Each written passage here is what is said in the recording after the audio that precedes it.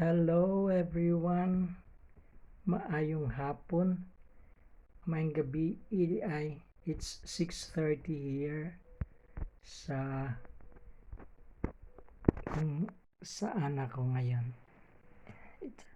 Well, pasensya na kung palagi nyo makikita nakahiga lang.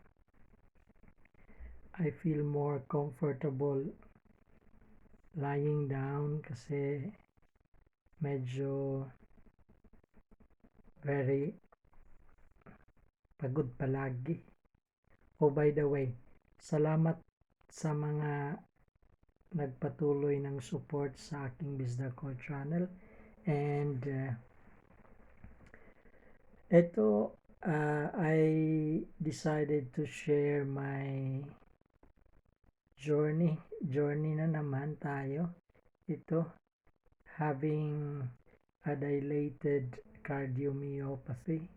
Ito yung ating malubhang karamdaman sa ngayon. So by the way, for those who are new sa Bizdako channel, actually my Bizdako channel has started with more on informative travel, about living here sa Italy, and it so happened na 2 years ago medyo nagsimula yung hindi magandang pakiramdam. 2 years ago, pero only now na I decided to share to you ang aking situation, no? And actually last week lang may mga other videos na ako as an update, hospital in and out, operations, and yung mga symptoms having cardiomyopathy, heart failure. So in a simple term, heart failure. So I hope you are going to support. Sometimes ihalo na lang natin English, Tagalog, and Usahay, Bisaya. This is Bizdako. Unsa man ang mga feeling, mga symptoms sa pagkakaroon kay naging advance na ang ato ang situation. Sa heart failure pala, mayroon din tayong stages. First, second, hindi masyadong mahalata yan yung mga first stage, second stage. Pero sa second stage, medyo magsimula ang mga symptoms.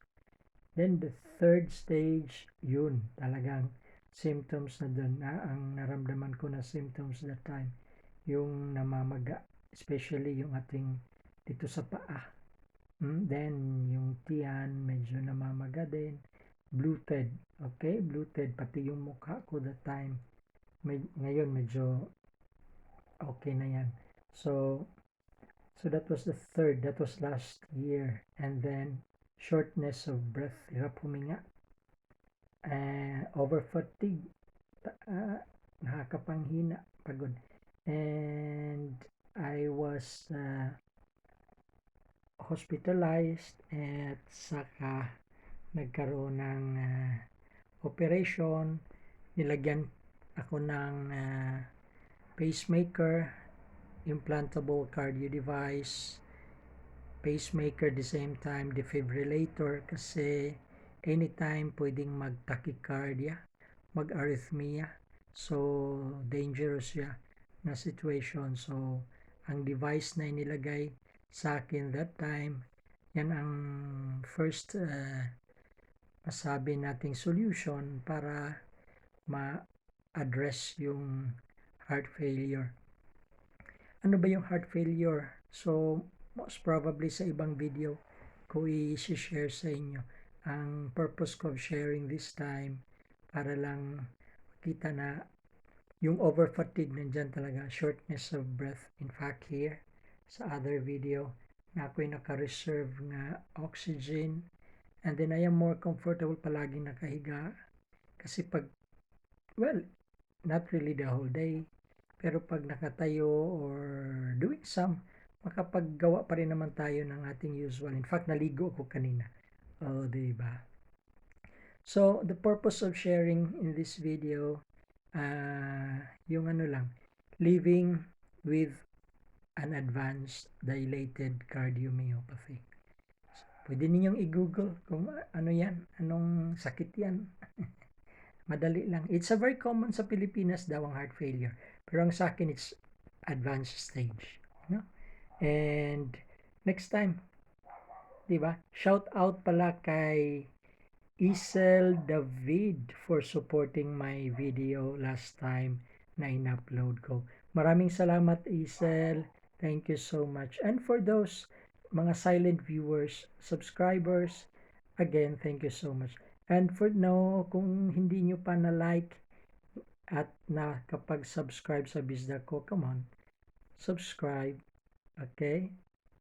Your comment is much appreciated. So, ito lang. Next time, see you in my next video.